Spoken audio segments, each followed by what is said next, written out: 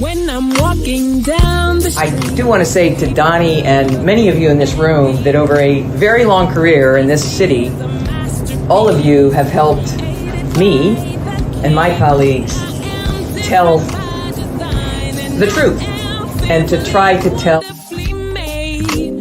I may not look like you and you me, but my head up. I'm from South Carolina, so I just...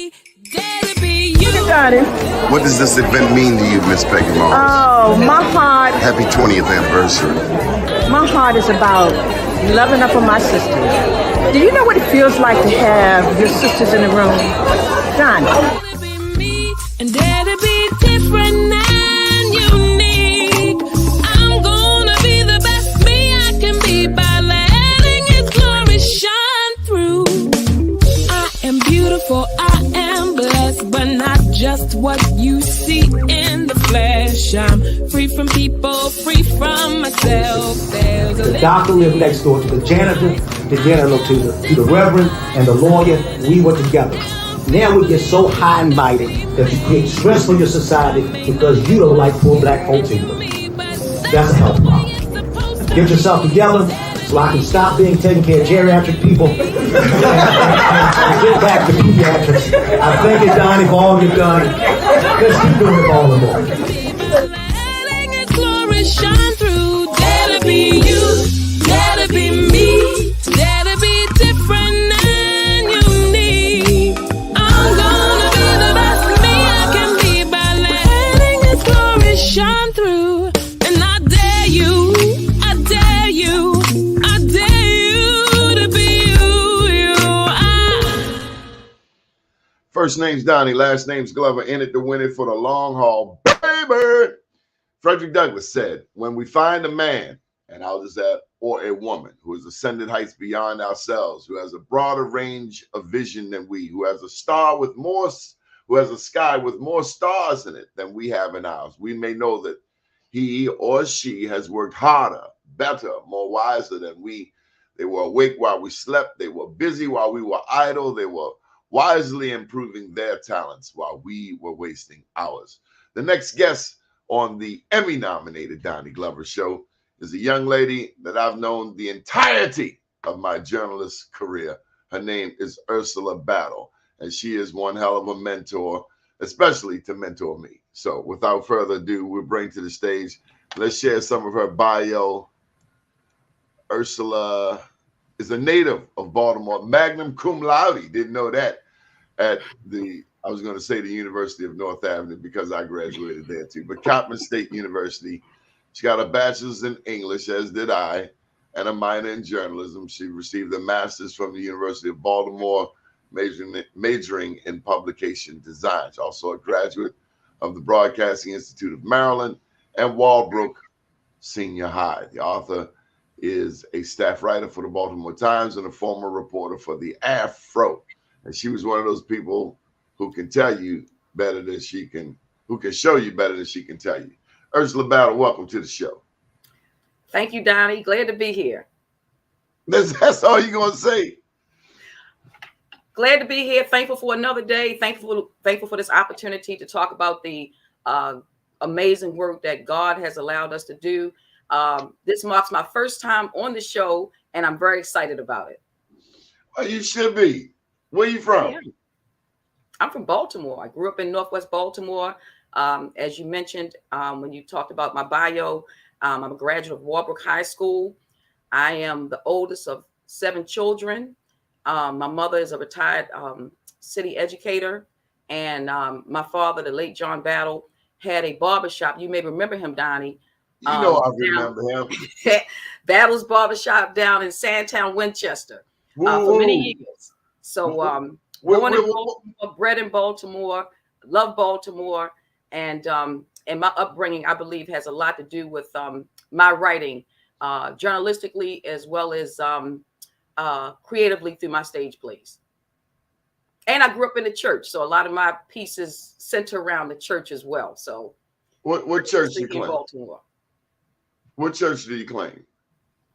My grandfather, Reverend Dr. William Nelson Stokes, founded a church called New Hope Baptist Church at the corner of Fremont and Dolphin Avenues. And so for many years, I grew up in New Hope Baptist Church, the granddaughter of the founder. And of course, that was my my mother's father. And so I've always been in the church. I currently attend a church in Pikesville called New Life Fellowship Worship Center. So my whole life has evolved around the Black church experience. So if you are the oldest of 7, that means you've been in charge for a long time. For a long time. You've been responsible for other people for a long time. You've been putting your foot in people's butt since elementary school. Yes. on the basketball court too. A lot of people don't know.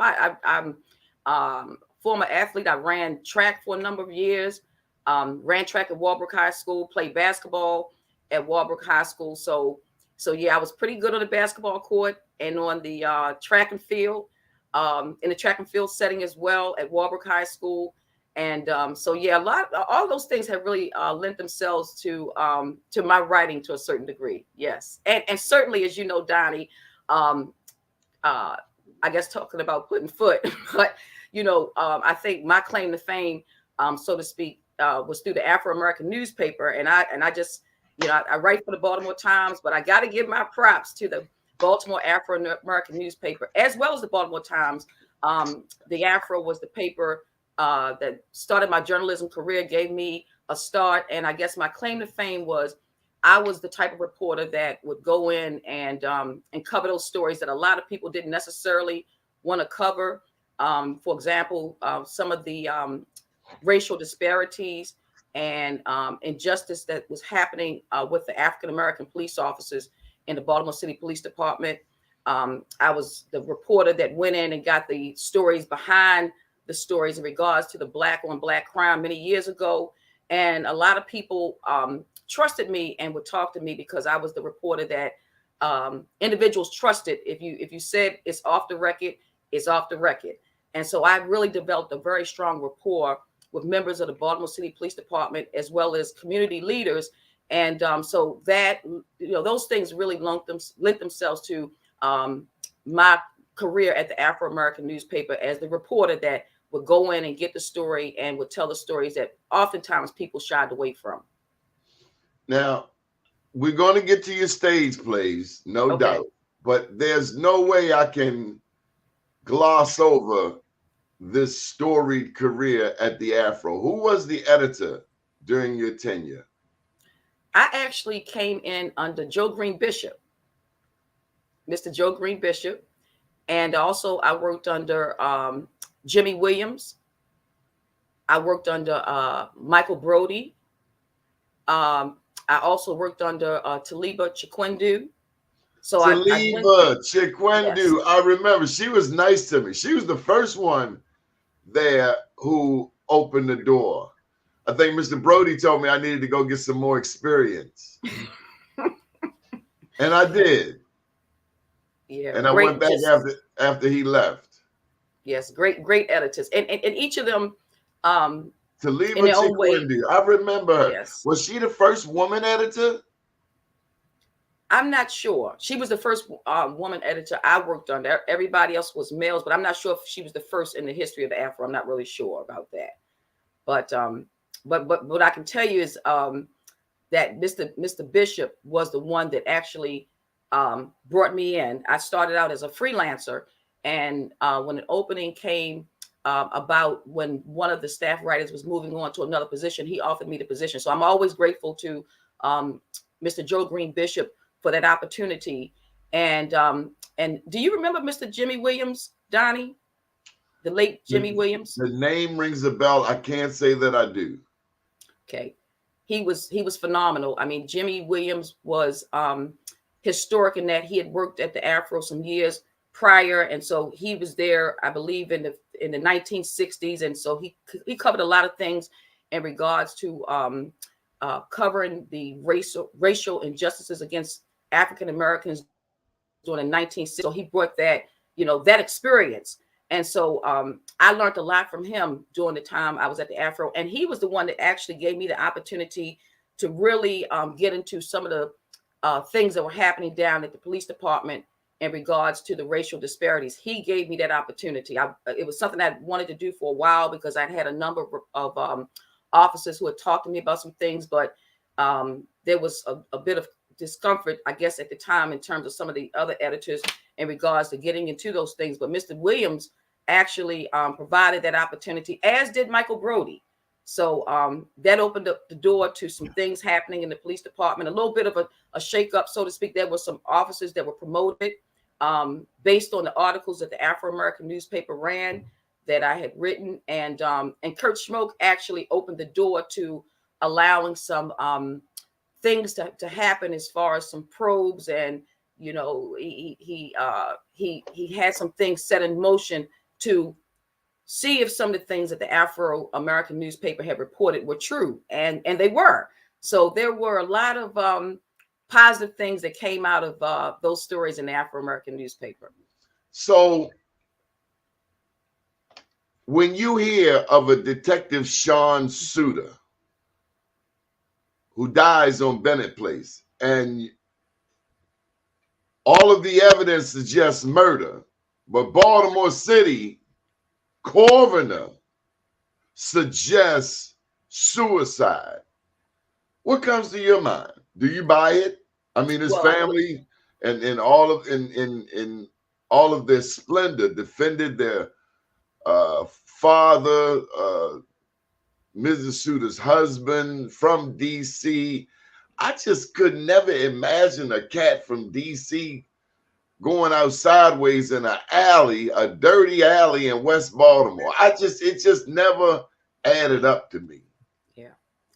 What I thought, well, first of all, that was right in the backyard of my father's barbershop. So, you know, the barbershop was down on Mountain Mosier Street. So that was right in the back door of my father's barbershop. And, you know, growing up, I didn't grow up in the area, but I was in the area quite a bit, because my father had, again, the barbershop. He had some properties down there. He had a carry out. So so my sister, well, 7 of us now, but at the time it was 2 of us.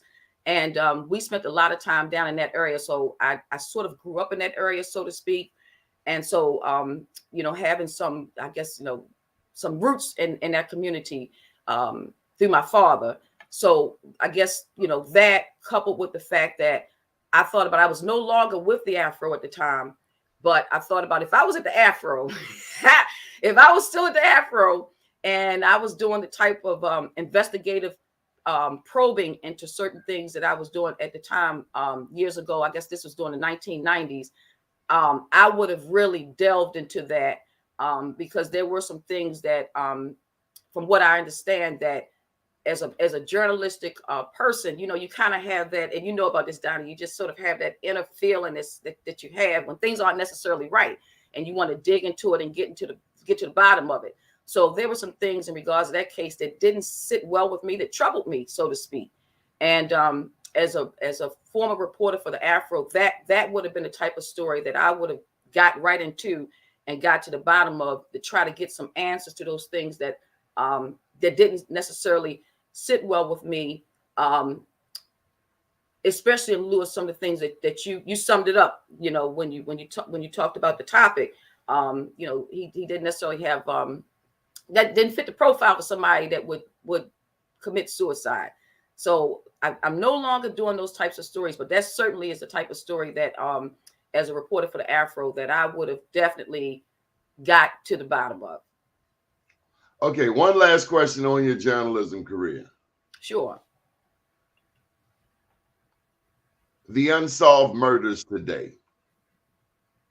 I mean, it seems when the rapist guy killed the woman, I'm not sure if she was Latino or what have you, but she was a tech owner. But just before killing her, he assaulted and did harm to this black couple in West Baltimore. And it was as if the white community in Baltimore saw that because of the lack of police attention on the black couple, who may have been poor, this other murder may not have happened had it received the due attention.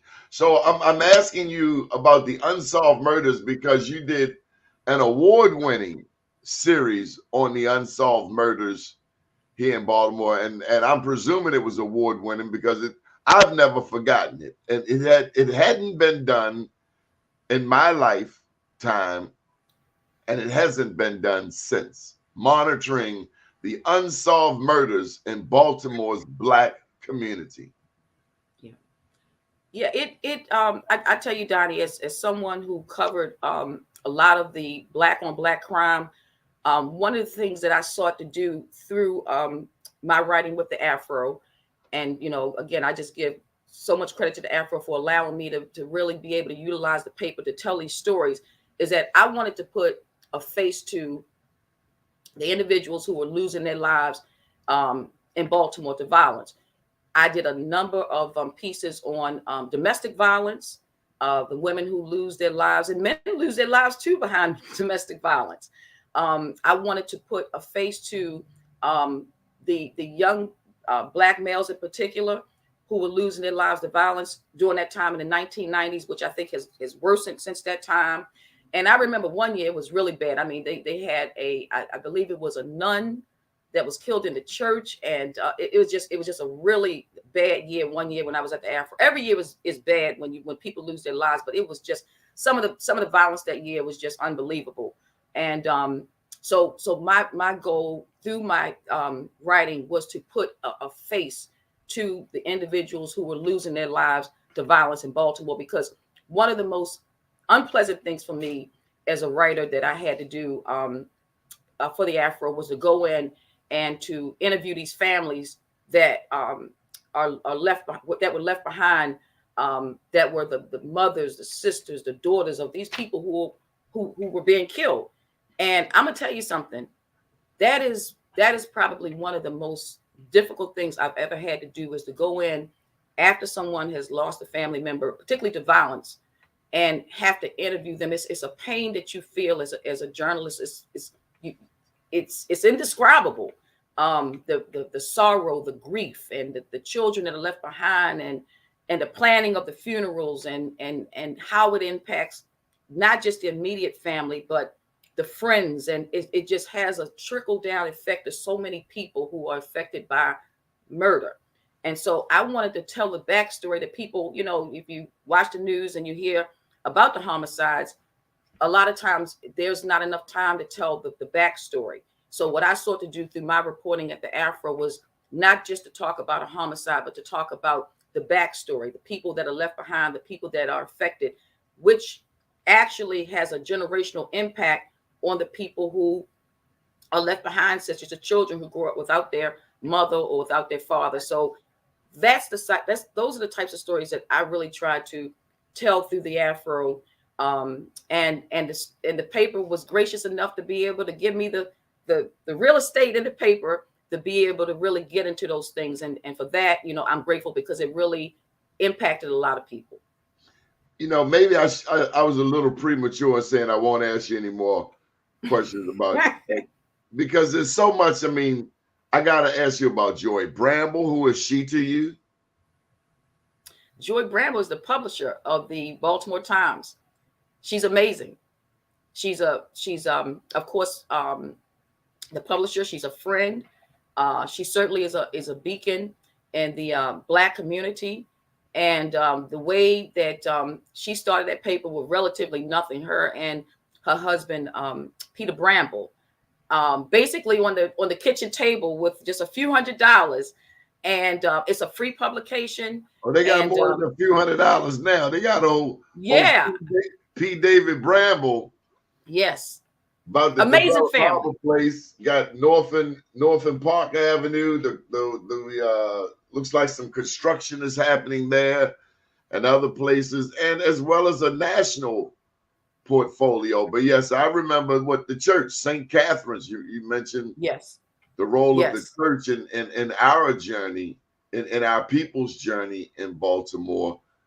But like you, I started with the Afro, but the Baltimore Times is just a little warmer, a little friendlier. Yeah, well, the difference. I think one of the major differences for me as a journalist is that it's more of an emphasis on positive stories about positive people. So that's why I no longer necessarily write about the crime, so to speak. That was at a time in my career where I always feel like God has me in a certain place at a certain time. So I was there at the Afro when I needed to be, and moved on to the Baltimore Times when I needed to be there, and I'm still there. And it affords me an opportunity to write, positive stories about positive people. So I get to write about the business folks in the community who are doing great things. I get to write about, people who have programs who are doing great things. I get to write about the grandmother who turned 100 years old. And so those stories that oftentimes don't get reported on, that are positive stories that people need to read about and know about, I'm blessed with the opportunity to tell those stories through my writing with the Baltimore Times. Ursula, what do you see in Mackenzie Frost chasing out Black elected officials around like she worked for the Klan or something? Again, I know I probably sound like a broken record, but again, that's the type of story that I would have been on through the Afro-American newspaper. Those are kinds of stories that through the writing at the Afro that I'm she got my Black elected officials backpedaling, running, ducking her out. And I'm saying, what is wrong with you?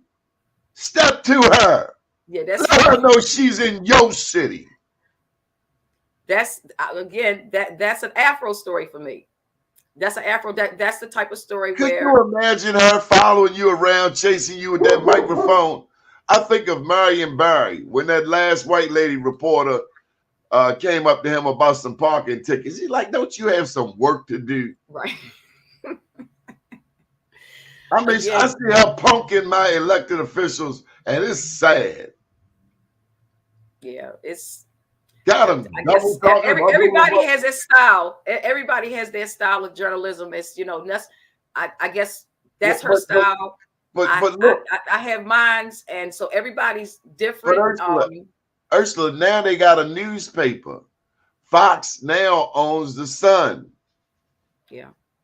So they have a serious bully platform, which brings me to the broader question: what is the state of the Black press in this 63% Black city? Yeah, well, I tell you, it goes back to why we need the Black press in the first place. Because, as I mentioned earlier, you have this show as a platform to talk about the issues. You have the Afro-American newspaper.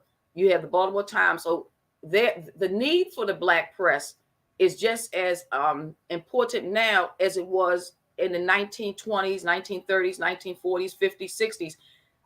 The need is still there because we still have to have those platforms to talk about those issues that are not necessarily covered in the, in the traditional or by the traditional media. The time is just, again, the need is just as great, if not greater, as it was back then, because the injustices still exist. Did you start writing plays for your own mental sanity? I mean, because Baltimore is a tough town, and I've seen it. This can get on one's nerves, one's last nerve. Yeah. Well, I'll tell you a brief story about why I started writing plays. So, as I mentioned, my mother, Vashti Battle Brown, taught special education in the Baltimore City Public School System for over 44 years. And years ago, my mother and I went to go see a play called Beauty Shop, which was Shelley Garrett's Beauty Shop. And so that was sort of like the play that sort of started a lot of things in terms of touring African-American plays. It's Shelley Garrett and Beauty Shop. And so we saw that play. So my mother said, Ursula, you should write a play about teachers. So my first play, The Teacher's Lounge. So your mother bullied you. She said, you should write a play about teachers. And so that's how I began my playwriting career. And so what happened was when my daddy bullied me too. So welcome to the club. I tell you what, once that play came out, Donnie, it took me a couple years to write it. But I guess the greater point of it is that when the show debuted, my first show, it opened to tremendous success and rave reviews. But what I realized, Donnie, was that through a stage play, I could publicize things that were problematic in the school system. Some of the things that teachers may not have been publicly able to talk about, but I certainly could talk about those things through a stage play.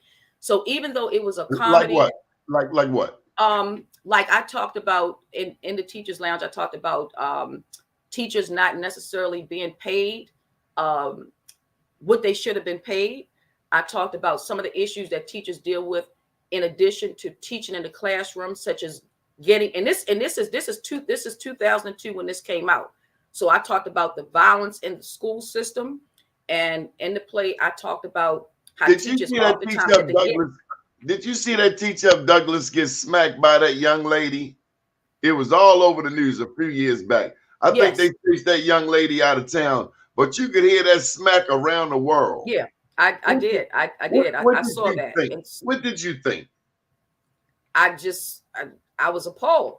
I was appalled, and I'm saying that some of the things I talked about in Teachers Lounge seem so unbelievable, because it's like that people wouldn't do that in the school system, but those things have come to fruition and even gone to another level. So I talked about teacher safety and teachers having to get in the middle of fights and being threatened. Somebody hit my mother like that. Get my penitentiary cell ready, because I'm going to hurt somebody. You smacked my mother. Right. So going to your point. You lost your damn mind. Yeah. So those are the types of things that I was able to talk about in that show, while also, you know, it was an integration of comedy and drama, but it brought to the forefront the things that teachers often deal with that we don't know that they deal with.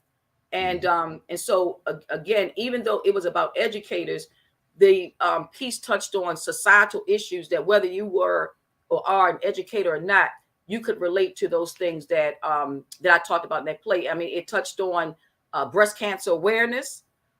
It talked about the challenges around trying to work full time and being a caregiver for your parents. So it touched on a number of things. And when I realized at that time the impact that a theatrical piece could have on an audience, that's when I knew I'm going to be writing plays. It started with the Teachers Lounge. What else would you like to share?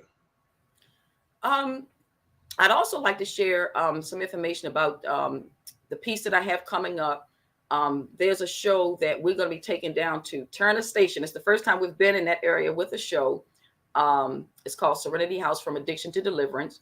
And I actually was asked to write the show by Dr. Gregory Branch, who is the Director of Health and Human Services for Baltimore County. He's also the county's health officer. And he wanted me to write a piece that dealt with the issue of addiction. And as a journalist who has covered addiction for a number of years, and by that meaning that I've interviewed people who are in addiction, I've interviewed people who are no longer in addiction. I've interviewed people who operate recovery houses, Vale Leonard, Light of Truth. What about drug dealers? You interview drug dealers? I have. And as a matter of fact, in this particular show, Randy Fruity Roberts is one of the major characters in the show. He is a former drug dealer. And so now Randy Roberts is utilizing his singing ability to be able to reach people so that they can overcome addiction. That's one of the powerful backstories of the show, that we actually have someone that was involved in that's actually helping people now to overcome addiction. A lot of people don't know that selling dope is as addictive as using dope. Yeah. For everybody that's buying some dope, there's somebody selling it. Yeah. Yeah. And I tell you, begets insanity. Yeah. And the amazing thing is that, and that's why we've been doing this show since 2017. And the amazing thing about this show, Doni, is that it's called From Addiction to Deliverance. So the show peddles hope, and that if you're in addiction, you can overcome. And the backbone of all of my shows, whether we're talking about Serenity House, I have the Homegoing Service for a Man Named Jesus, Discord in the all of my shows are rooted in ministry. So it's an opportunity to preach. It's an opportunity to spread the gospel of Jesus Christ and to show people that no matter what it is, whether you're dealing with some type of addiction, whether it's drug addiction, alcohol addiction, because there are different types of addiction. There's eating addictions that you can overcome. So people come to our shows and they are entertained, but they are transformed. And that's been a staple of our success for our stage plays. Has the Baltimore Times been a supporter of your plays? Absolutely. You pick up the paper and you will see information about my plays in the Baltimore Times. I mean, just the Baltimore Times, individuals like yourself, Heaven 600, John Carrington, Dina Wan over at the Baltimore Times, Dr. Francis Murphy Draper, Mr. Jake Oliver, just all of these folks have been instrumental, and the people who are listening to your show right now, the biggest piece has been the word of mouth.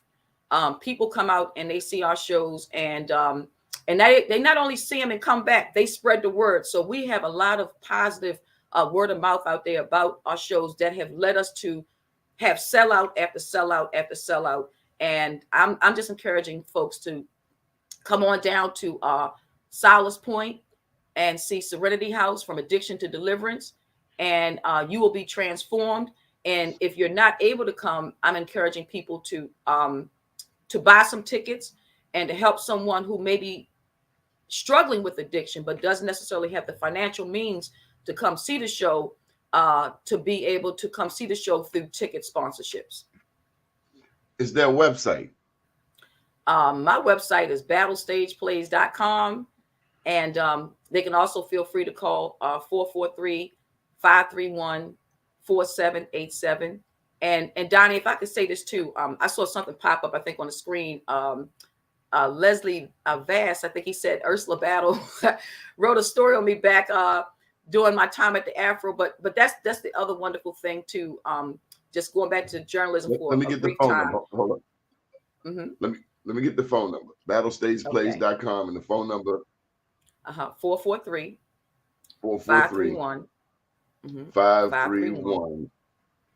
4787. Yeah, we know Leslie Vass. Leslie Vass is a force by himself, isn't he? Yes, he is. Yes, he is. I remember that. I've written so many stories over the years. I remember him, but there's so many people I've had an opportunity to meet and to write about. And I've gotten to a place now, I don't even remember all of them because I've written so many stories. But do people come up to you on the street? Yes. And ask you, do you remember them? Yes. Do you know what my first story was, Donnie, at the Afro? I did a story about Larry Jeter, Dimensions. I think it was Dimensions in Music. That was my first story. That was my first assignment under Mr. Joe Green Bishop, and that was my first story. Now, I don't remember my first assignment at the Afro, but I remember my biggest assignment was when Wiley Hall sent me down to the Baltimore Sun to ask the editor why they had two reporters, including a black man named Ivan. I'll leave his last name out because he is a nice guy. But Ivan and his white guy snuck into Parent J. Mitchell's hospital room, in his hospice room. Wow. They snuck in there. And I called the editor, and they sent me down to the third in charge, a lady named Sandy Boniski. And Ursula, it was like 9/11. You could hear a pin drop. She could not believe this young black man called her up and called her on the carpet. Wow, your reports. So tell me, and I'm working on, I got 2 books now, Ursula. Okay. Unapologetically Black and I Am Black Wall Street. But my next book will be on the future of the black press. So while I have you, I gotta ask you. Okay. With newspaper distribution and the number of newspapers decreasing, and with the advent of online platforms like this and websites, what do you foresee happening to the black press down the road? Well, I honestly believe, Donnie, that the black press will always be around. I have to go back to when I was writing for the Afro, and Mr. Jake Oliver. I have to give Mr. Oliver his props, because Mr. Oliver was a visionary. He saw back during that time in the 1990s where newspapers were going. So he was talking about things around the world, the World Wide Web, papers going online. He was talking about those things in the 1990s when people were, sort of still into having that hard copy newspaper. He saw way ahead, and he saw way. He was just a visionary. Continues to be a visionary. And I bring up Mr. Oliver because I think that as long as you have those visionaries that see where things are going, there's always going to be the black press. And then you have people who are, still a little old school. See, I still like to have a newspaper in my hand. I still like to pick up a paper and read it. And so I do read online, but I just like a newspaper. But it costs so much. I know, but I like a good old fashioned newspaper. But first of all, also you have a generation today. I know. Who's never held a newspaper. I know. But whatever format it's in, whether it's a newspaper, online, I believe that the black press is always going to be viable. The black press is always going to be around, and I just got to get to the spiritual side of things as I see it. That I believe that the Lord has always been with the black press, always has been with the black press, and as long as the Lord continues to be with the black press is going to continue to be relevant. And no matter what comes up against the black press is going to continue to thrive and survive. That's my thought. No matter what. It's challenging because now always has been. Yeah, so it's a new challenge today. Yeah, always has been a challenge. Now the new challenge is Google. Yes. Because Google runs the internet. It's like the mob. And if they say your website does not exist, they can put you on a black list, a white list, or whatever the color list it is. Yeah, and I think too, Donnie, it's a little bit of pivoting and adapting. So I think that, and I'm talking about the Baltimore Times and the Afro have done a phenomenal job with adapting with those changes. So you can go online on the Baltimore Times, or you can go on afro.com and read the paper. You can read the archives. You can read papers that were put out weeks ago, years ago. So I think that as those changes have come, the black press has adapted to those changes, while also maintaining the hard copies for those people, the hard copy editions for those people who want to read the hard copy. So I think that, yes, change has come and it's continuing to come, but I think that the black press continues to roll with the punches and remain viable. It's a tricky game. Also advertising. Yeah. There was a time you could go straight to the Baltimore Times advertising, but if you're printing fewer papers, you're hiring fewer reporters. Yeah. The ad game has changed. And especially when you look at online, Google, Facebook, you now need video ads. Right. That's true. And I think a lot of times people's attention spans are not as, you got to hit that news quick. You got to hit that news quick. So a lot of times pictures and videos are more visually appealing than a lot of words. I would think that even myself as a journalist, I'm a very detailed writer. So I consider, I try to make sure that every piece that I write is its own masterpiece, so to speak. It has its own uniqueness. It has its own appeal. It has pieces to it that are trying to achieve something, whether it's trying to bring about change, awareness, or what have you. However, I may not have as much of a word count to tell that story as I would have had years ago. But I still have to hit the mark in terms of what I'm trying to convey through my story. So even myself as a journalist, I've had to adapt with adapt to the changes that you've talked about, whether it's cutting down the number of words in which I'm trying to tell a story, whether I am trying to capture some video that will help tell the story as well, taking my own pictures. But video and photography is something that I learned quite a bit at Coppin and University of Baltimore. So even those things have helped me to grow and adapt, because I have to be able to not only tell the story through my writing, but also be able to visually tell my stories through the photos that I take, as well as the video that I capture. So I've had to pivot myself. The biggest question I have to ask you is, are you ready? Are you ready? Are you ready? I'm ready. Who is the next Ursula battle? The next Ursula battle. Let's see. If the black press is going to survive, you and I have to pass the baton to someone. That's true. That's true. That's a great question. I don't know. I don't know off the top. What I do know is that they're out there. I don't know exactly who that is, but what I can say is this. I don't know who that person is, but what I can say is this: they have to have the tenacity, have to be. I think I came in with the right name, battle, because it is a battle when you're trying to write about some things that you feel will help to right injustice. So tenacity. You have to have determination. It's not. I think that you have to approach a story with the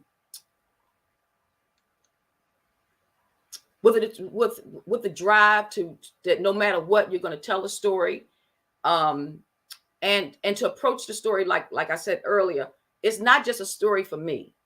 It's its own work of journalistic art, and I put that type of work ethic into every piece that I do. I want it to be accurate in terms of, I guess everybody makes mistakes, but I try very hard to make sure that my stories are error-free. So in other words, I don't rush through a story. It's not, about being, everybody wants to be paid for a story, but it's about what am I trying to tell through a story? So I think that, that type of approach, and being willing to just, no matter what, to tell the story that you need to tell through that particular piece. So I think those things will play a major part in who the next Ursula battle is, and not necessarily turning away opportunity, because what I will say is this is it is very important, is that when the Afro-American newspaper hired me, I wasn't necessarily making a lot of money. However, it was an opportunity, and the Afro put me in a position where I got an opportunity to meet folks like yourself, of course, and also through Coppin, I had an opportunity to meet people like Rock Dutton and interview Mayor Schmoke. I mean, it was so many people that the Afros, my tenure with the Afro allowed me to be able to meet, to interview, to get a real good idea about some parts of the city that I didn't know about, even though I grew up in Baltimore. So I say that to say that you have to be willing to not necessarily be willing to take a job for money, but you have to start somewhere and understand that that particular position may propel you to another place. So I believe that, that I just strongly believe that. So Ursula, we'd like to recognize you on February the 27th. That's a Tuesday. We'd like to give you a Black Wall Street Award. They look like this. Really? Yeah, we celebrate Black entrepreneurs and professionals, as well as the people who support them regardless of race. And this will be down at Hoodfellas. Do you accept? Thank you. I humbly accept. Well, we have to have that's you a blessing there, because you open the door for me. I get to go to the White House today and hang out with April Ryan and a bunch of other people. I was there recently, just this week, and I was looking at the cadre of people coming up behind me. I'm 58, and there are people over there now 30 navigating the White House. Yeah. And that's because of people like Kevin White, people like Erica Lowe, people like Roderica Applewhite, people like Corinne Jean-Pierre, Black people who work at the White House, who understand. Even Vice President Kamala Harris this week acknowledged the Black press. And so in that spirit, I recognize you because you showed me the ropes early on. 30 years ago. 30 years. I cannot believe 25 years ago. I can't believe that time went by so quickly. And Donnie, I'm gonna tell you, just kind of piggyback on what you just said. Those individuals over at the White House who you've had an opportunity to interview and meet. The Afro, I was working at the Afro when I went over. I will never forget when I went over to DC and covered the Million Man March.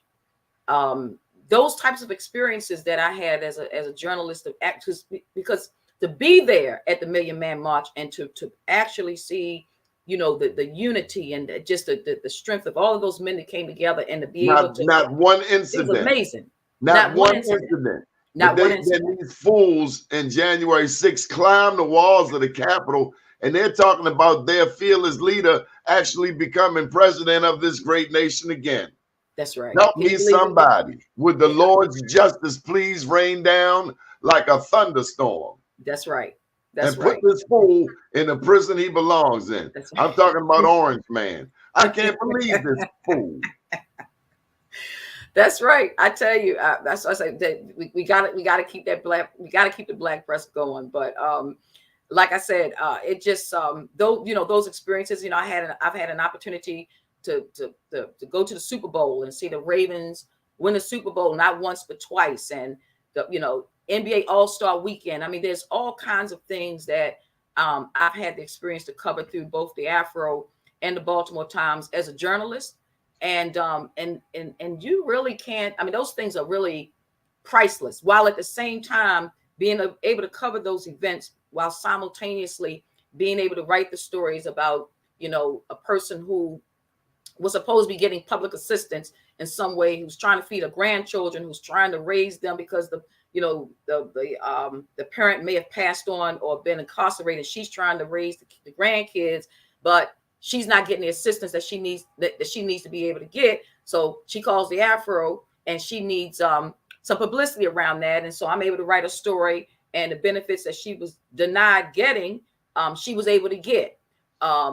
Just all kinds of just things that I feel like God has allowed me to do through my journalism, and now allow me to not just do it through journalism, but to be able to tell the stories of people through my plays. It has really been an amazing journey, and to be in a position to be able to bring about transformative change, I think has been very rewarding for me. Very rewarding for me. And listen, listen, Donnie, I'm gonna keep going. I mean, I've been doing plays now and writing for the paper for probably over 25 years.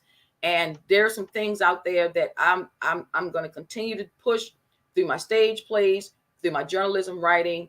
And again, I just like to take this opportunity to just thank you and your viewers for reading my pieces and for supporting our shows, because that's what's made it possible for me to continue to do what I'm doing, of course, with the help of the good Lord. Is there a dream that you have yet to pursue?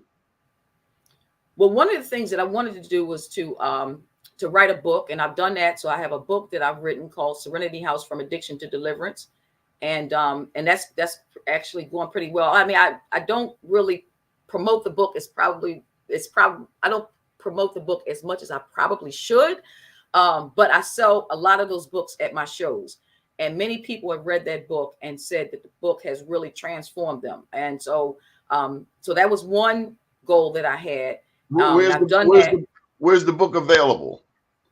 You can get the book on Amazon.com. It's called Serenity House: From Addiction to Deliverance.